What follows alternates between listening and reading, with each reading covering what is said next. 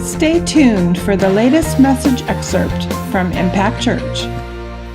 So to help us with this, I looked up online. There's a website called WikiHow. I've never seen it before, but came across it. It was fantastic. Apparently, you can type in what you want to know how to do, and it's just, here you go. So it's great. So believe it or not, there are instructions for crashing a party, which is amazing. Apparently, people do this. And it's actually a really neat, tidy website. It's really laid out, really detailed. It's like, oh my goodness, who does this? I need to find you.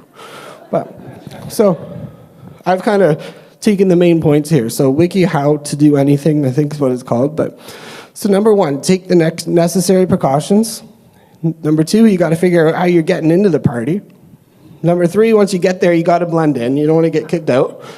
And then they added this fourth one, which I think was rather nice, returning the favor. You know, you get caught, throw your own party and invite all these nice people that you met. So that's kind of cool. So, like I said, kind of party crashing 101, WikiHow style. And we're going to see if Jesus actually followed these instructions. Did he check the website? And it's kind of cool. I think he did. It's kind of cool. So number one, take the necessary precautions.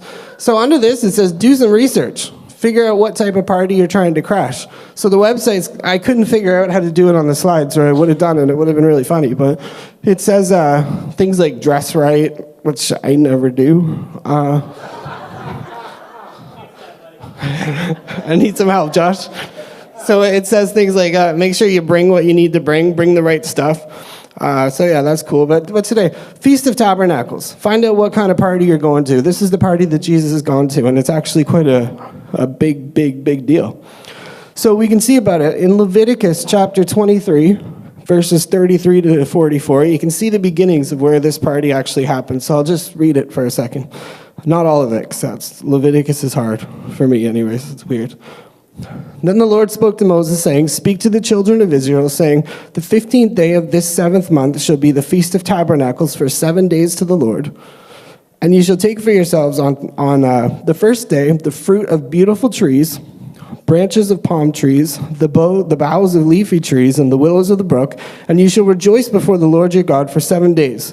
You shall keep it as a feast to the Lord for 7 days in the year, and you shall dwell in booths for 7 days. All who are native Israelites shall dwell in booths, that your generation may know that I made the children of Israel dwell in booths when I brought them out of the land of Egypt. I'm the Lord your God. So you've got a 7-day party, and they're all making themselves little tents, teepee type things that they're living in, and they still do this to this day. It's really interesting. So we've got that component. In Deuteronomy, it kind of, something's added to the feast. It's kind of got a harvest feel to it. So Deuteronomy 16, it says this, You shall observe the Feast of Tabernacles 7 days, when you've gathered from your threshing floor and from your winepress, and you shall rejoice in your feast, you and your son and your daughter and your male servant and your female servant and the Levite, the stranger and the fatherless and the widow, who are within your gates. Big party, not just you're invited, invite everybody, your whole family. We've got booths, we've got a festival, a Thanksgiving kind of feel to it for 7 days. So this is its beginnings. And then as this festival grows over the years and the centuries, there's different elements that are added to it. So, in its beginnings, it's celebrate the wilderness wanderings. And then King Solomon, he dedicated the temple, and the glory of God fell on the last day of this feast. The same glory that Ezekiel 10, we're told, this glory departed the temple. And as the Jews, as they began to celebrate this feast and add certain elements to it, they came to add these little ceremonies that contained kind of like sacramental elements of hope. So, for example, the Holy Spirit in Israelite belief came to be associated with water. And you can see this in places in the Bible, like Isaiah 44, verse 3, which reads, I'll pour water on him who's thirsty, and floods on the dry ground. I'll pour my spirit on your descendants and my blessing on your offspring. So this linking of the Holy Spirit and water, it became more and more prominent.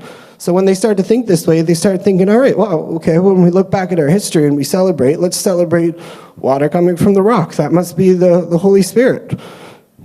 Makes sense to me, and it did to them. So this trend continues. In Israelite history, we see Ezekiel's vision, Ezekiel 47. If you remember, there's a a visionary experience where there's a guy looking at the temple and there's water that starts to come up from the altar of the temple, and it starts to go down the steps. It starts to creep out the temple down, and the water gets up to the guy's knees, it gets up to his waist, it gets up to his chest, it goes over his head. It turns into a river. When it says that in Ezekiel that wherever this river went, whatever it touched came to life.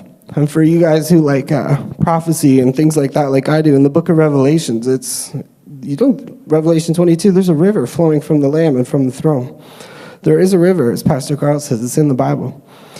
It says of this water that emerges from the temple. Along the bank of this river, on this side and on that, will grow all kinds of trees used for food.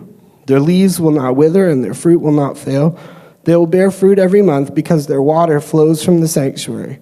Their fruit will be food, and their leaves for medicine. So again, still talking about water, moving along in Israelite thought. The prophet Zechariah, when he's speaking about the coming day of the Messiah, he says this. He says, in that day, there should be living waters that come out of Jerusalem. So, water is a big deal. I kind of labored that a little bit, but they keep putting these elements of the feast, and it's going to be important, I promise. But this is something that I heard as I was doing research about the Feast of Tabernacles, because I don't think I can really convey the kind of like celebration this is. We just don't do this anymore. Like, I wonder if the Leafs won the Stanley Cup, like what would happen in Toronto? Like maybe it's that kind of thing, but. So this is what somebody says. He says, one reason the water libation ritual was so popular in Second Temple days was the accompanying ceremony of the water drawing, which took place at night when water was drawn from the pool of Sloane for the next morning's water libation.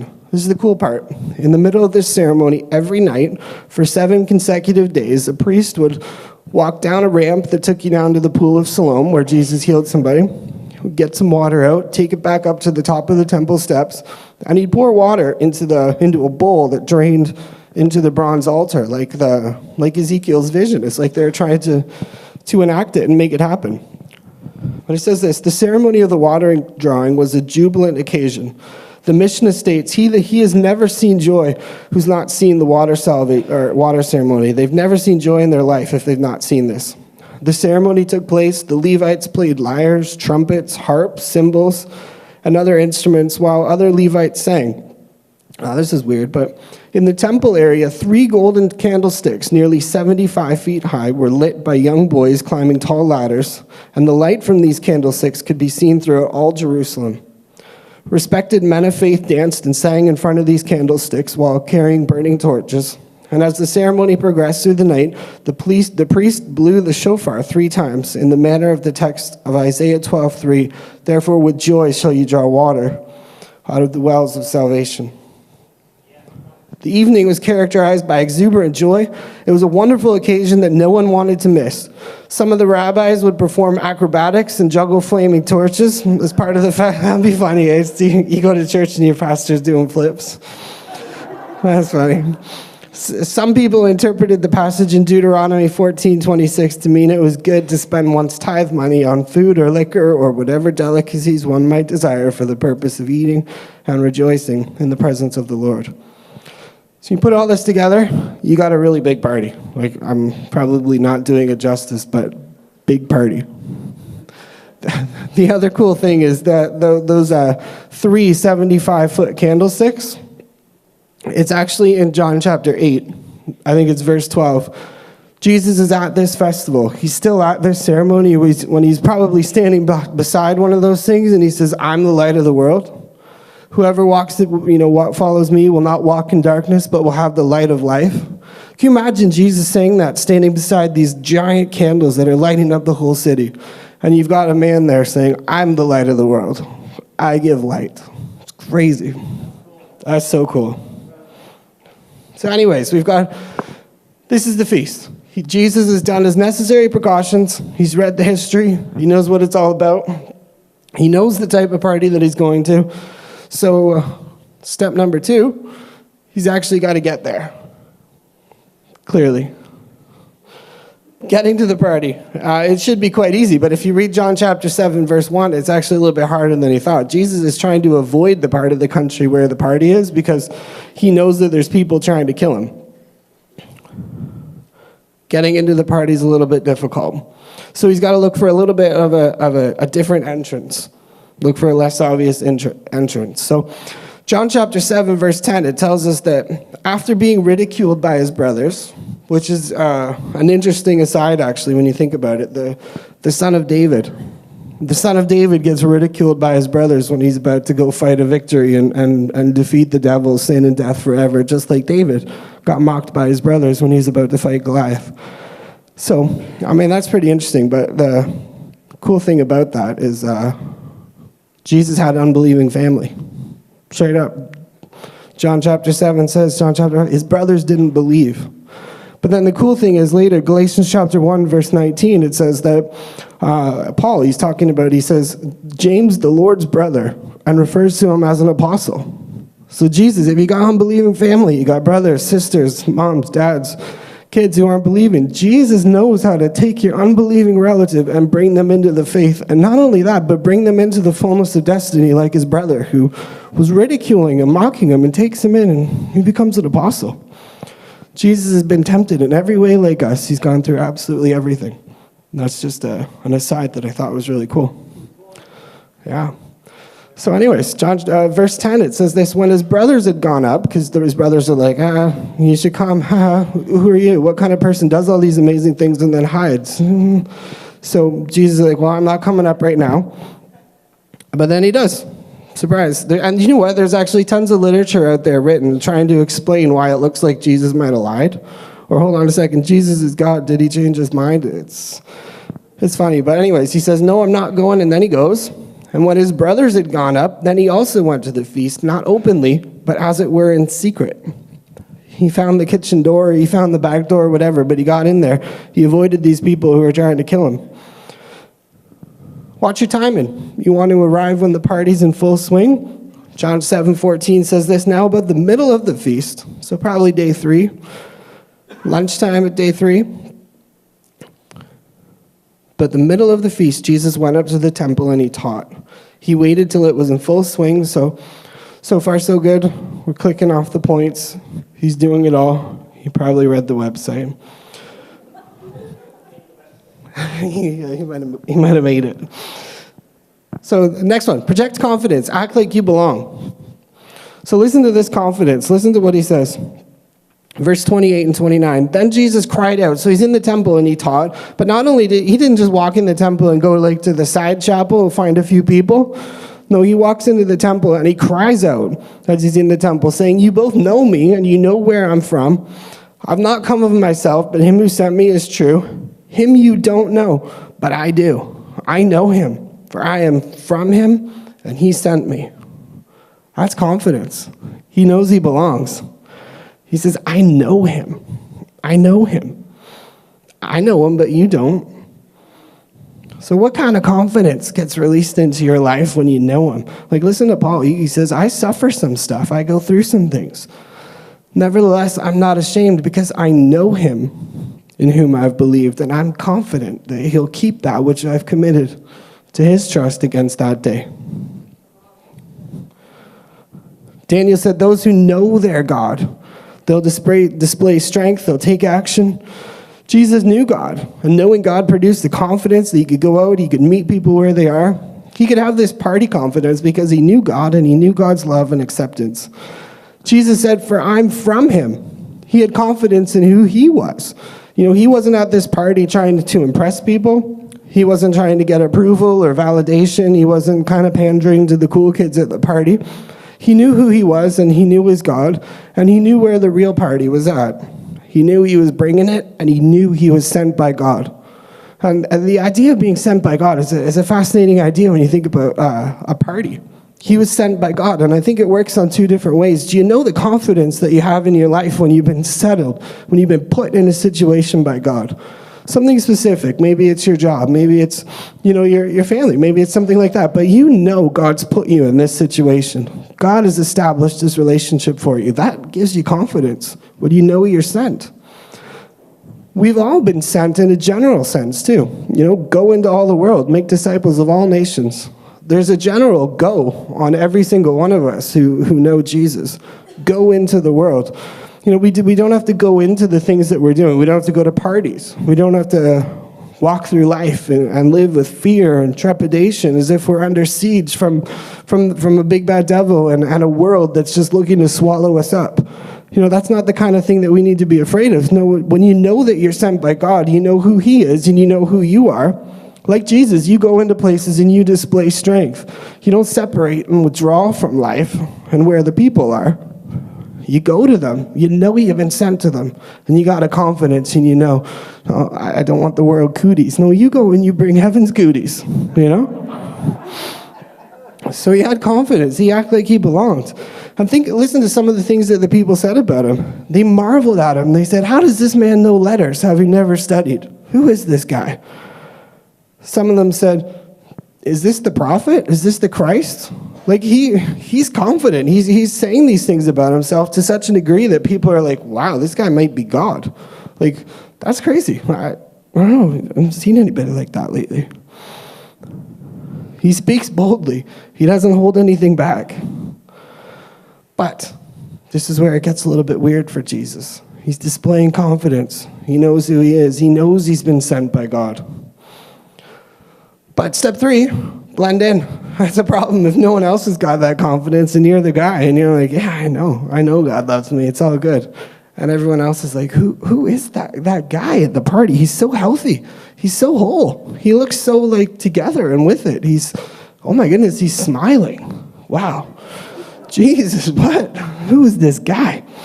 So use good manners. Step number 1, make friends. Don't be obnoxious. It says go talk to the interesting people, but I think Jesus would have talked to all of us. Don't get caught. If you do, be cool and confess your true identity. So use good manners. I'll leave that up to you, whether you did that or not. I think sometimes manners are subjective. I think by any Victorian standard of party etiquette, maybe not. I mean, Jesus goes to this party, and you can read about it in John chapter 7, but he calls out partygoers, and he basically is like, you guys are all lawless hypocrites. Good manners or not. He accuses people at the party. He says, you're trying to kill me. You're plotting to kill Brian, you're trying to kill me. I know it right now. I can see it in your eyes. That's not good manners. Who talks about religion at a party? Who does that? Jesus did. Crazy. Make friends. Make friends. Don't be obnoxious. I have a hard time believing that Jesus was obnoxious, but again, through no fault of his own, we know Jesus never sinned. He was perfect love. He is perfect love. Not because of any flaw on his part, but Jesus had a polarizing impact on people's lives. As loving and as kind as he is. So in verse 12, you see people talking about him at the party. It says, there was much complaining amongst the people concerning him. Some said he's good. Others said, no, on the contrary, he's a deceiver. He deceives people. In verse 30, it says they sought to take him. In other words, there's people at the party who, you got this guy, he's so full of love, he's meeting people, he's mingling, he's being kind, and they want to kill him. And in verse 43, we're told there was division among the people because of him. So I was thinking, why do you think there's so much division and polarization? Why did Jesus have this impact on people? And I want to suggest that Jesus, though he had a polarizing impact, he wasn't necessarily a polarizing person. I think sometimes you can look in the Bible and you can see how people responded to Jesus and be like, okay, if I want to be like Jesus, I need to go around and kind of kick up the same kind of response that he did. You know, that kind of, people are hating me, persecuting me, I'm not doing the right thing. So I don't think that's entirely what it was, but I think he was polarizing in the sense that he didn't get in people's faces, he didn't demand responses, he didn't say things to people and be like, hey, you accept what I'm saying right now or we're done, you know? It's now or never, yay or nay, follow me or burn. If you don't like what I'm doing, then you're dead to me, we're done. And there's so much, there's a lot of stuff in the world right now that does that. Take my spot, take my position, love what I'm saying or we're toast. You put that on Facebook, oh my goodness, we're done. I don't ever want to be your friend anymore. Those kind of things. But imagine if that was Jesus' response to his brothers who didn't believe in him. Imagine what would have happened to James. Some of these people that were at the party who were like, hey, let's get him, let's kill him. I like to think, I can't prove it, but I like to think, just knowing God the way that I do, that some of those people were the ones who, the day of Pentecost, were cut to the heart. And they were embraced into the kingdom that day.